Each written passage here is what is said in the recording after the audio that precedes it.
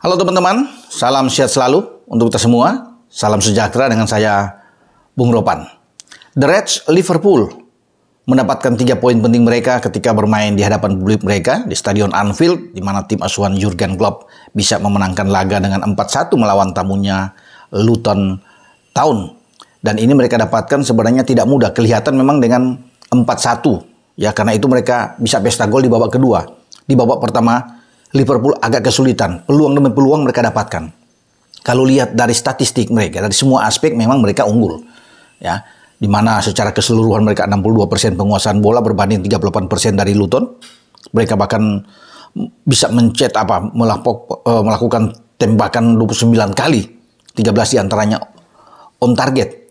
Tapi setelah Ekbene bisa membuatkan gol dengan tandukan kepala, memanfaatkan tembakan Tahith Chong yang gagal dibendung oleh Kelleher dan bola mengarah ke kepala Ekbene dan akhirnya dia bisa membuat gol. Memang di sini agak terkejut pemain-pemain Liverpool. Ya, di saat mereka menyerang habis-habisan, datang serangan secara bergelombang dengan penampilan dari penjaga gawang Kaminski yang sangat bagus di bawah Mister Luton Town, dan mereka bisa mengakhiri pertandingan di babak pertama dengan 1-0. Tentunya wajar kalau Klopp harus bisa fokus, ya, memberikan instruksi-instruksi, memotivasi di kamar ganti sebelum masuk di babak kedua. Dan akhirnya dengan mental yang kuat, dukungan supporter yang sangat fanatik di Anfield, Liverpool mendapatkan 4 gol mereka dan mereka berpesta di 45 menit babak kedua. Diawali dengan gol dari Virgil van Dijk, tandukan yang sangat mematikan, memanfaatkan set piece atau bola sepak pojok yang dilayangkan gelandang mereka Alexis Mac Allister. Dan disinilah Liverpool bisa merajut 1 demi 1 gol mereka untuk bisa menutup dengan 4-1. Karena setelah itu ada Cody Gakpo yang kembali memanfaatkan umpan silang yang dilakukan oleh Mac Allister, dan Maka di sini membuat 2 assist penting sebelum ada Luis Diaz dan akhirnya ditutup oleh Harvey Elliott. Jadi ini 3 poin yang memang mereka incar benar-benar, karena dengan 3 poin ini 60 poin, berarti ada 4 poin di atas Manchester City. Yang kemarin dalam partai tunda mereka di Etihad mereka menang dengan 1 gol lewat Erling Haaland, dan ini memantapkan mereka untuk bisa memepet habis Liverpool dengan 56 poin sebelum Liverpool menang lawan Luton, dan akhirnya sekarang Liverpool menjauh. Namun City masih menyimpan 1 laga, karena Liverpool sudah dengan 26 pertandingan, mereka masih 25, jadi mereka masih punya memungkinkan untuk bisa memepet lagi Liverpool dalam persaingan merebut gelar juara, karena kita tahu bersama City sebagai juara bertahan.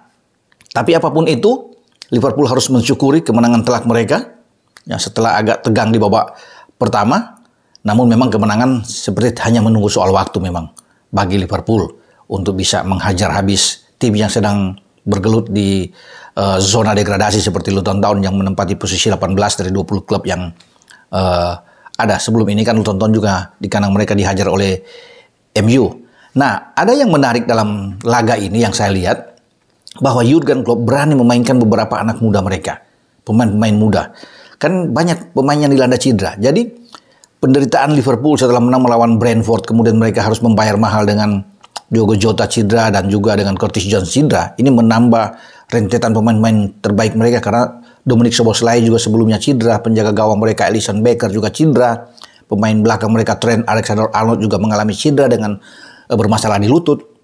Ya, ada Joe Matip juga, ada Thiago Alcantara yang mengalami masalah. Jadi ini menjadi pukulan buat mereka untuk menghadapi pertandingan demi pertandingan, karena yang mereka hadapi bukan saja pertandingan melawan Luton Town, tapi di depan pada hari Minggu nanti tanggal 25 Februari ini mereka akan tampil di final Carabao Cup menghadapi Chelsea. Di saat mereka tanpa banyak pemain mereka yang tidak bisa bermain. Dalam laga melawan Luton Town juga kita tidak melihat Mo Salah. Di sana ada Darwin Núñez yang bisa mencetak gol pembuka melawan Brentford saat Liverpool menang dengan 4-1 juga di markas Brentford. Mungkin saja bagi klub dia menyimpan ini 2 pemain untuk tampil nantinya di babak final Carabao Cup menghadapi Chelsea. Karena mereka juga mengincar ini gelar pertama mereka pada musim ini di Carabao Cup. Setelah melawan Chelsea tanggal 29 mereka harus tampil di putaran kelima Piala FA menghadapi Southampton atau Soton. Mereka juga harus fokus dalam pertandingan ini. Dan peluang mereka untuk bisa melaju ke final terbuka, sudah ada di putaran kelima. Ya, kalau mereka bisa menang, mereka akan melaju ke semifinal. Ini pencapaian-pencapaian yang luar biasa dibuat oleh Jurgen Klopp sebelum dia bisa mengakhiri musim ini, dan dia sudah menyatakan mundur bersama dengan Liverpool untuk beristirahat. Jadi peluang untuk bisa ada di atas termasuk dengan Liga Premier ini sangat kuat untuk Liverpool bisa menjadi juara. Jadi IPL, mereka masih punya posisi yang sangat bagus di Liga Eropa juga, berpotensi untuk bisa ke final dan menjadi juara. Nah, ini yang coba dilihat oleh Jurgen Klopp pertandingan demi pertandingan ini untuk tidak juga banyak mengalami pemain-pemain yang cedera lagi. Karena sekarang kalau bisa dikatakan hanya pas-pasan ini. Melawan Luton Town aja mereka, James McConnell pemain muda mereka bisa tampilkan, Jadon Dance mereka bisa ada di sana, ada Bobby Clark yang dimasukkan oleh Jurgen Klopp. Kayak ini anak-anak muda yang tampil bagus pada musim ini. Karena kita tahu bersama di kanan juga, walaupun tidak ada Trent, sudah ada Bradley yang oke permainannya. Ada Jared Quincy yang sekarang ditampilkan bersama dengan Virgil van Dijk. Bukan Konate yang ada di bangku cadangan. Jadi saya pikir ini suatu keuntungan besar bagi Jurgen Klopp dengan memberikan kesempatan jam bermain yang banyak kepada pemain-pemain muda sehingga mereka ini lebih percaya diri ya untuk bisa menghadapi pertandingan ke depan.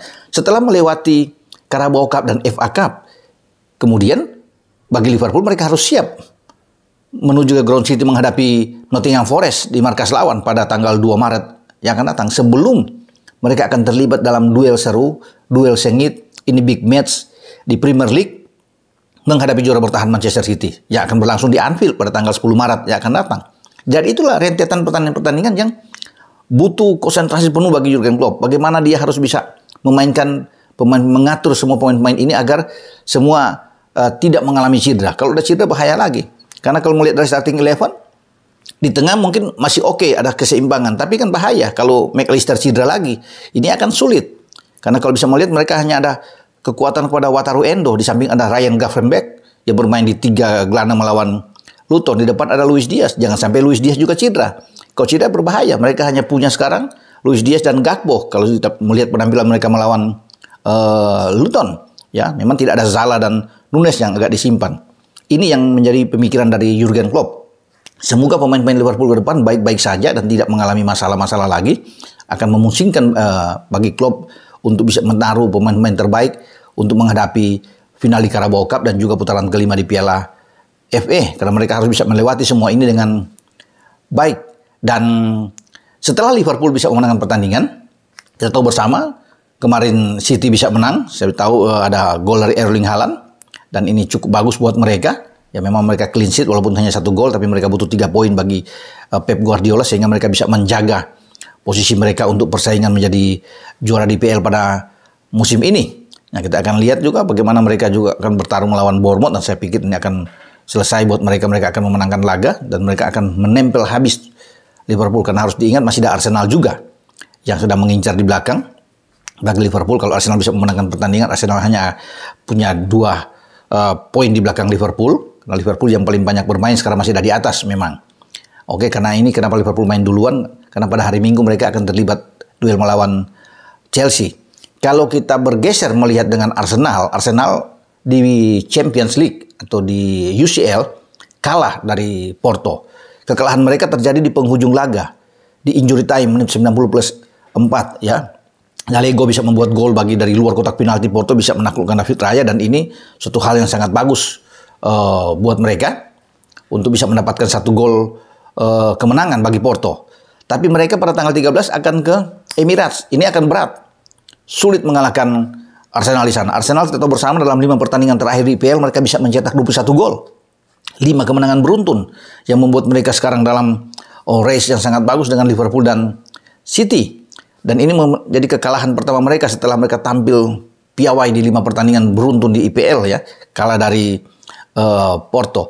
Tapi nasib Arsenal tidak mati sampai di sini.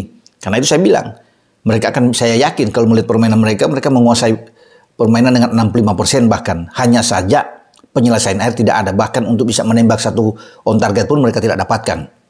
Dari 7 mungkin tembakan mereka tanpa on target. Dan ini pertama kali memang dialami pasukan Arteta ketika mereka tidak menempatkan sebiji on target pun.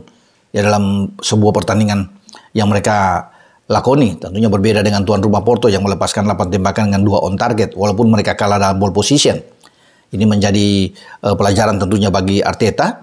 Dan kalau bisa melihat juga, Arsenal pernah mengalami hal yang sama di fase grup. Mereka kalah.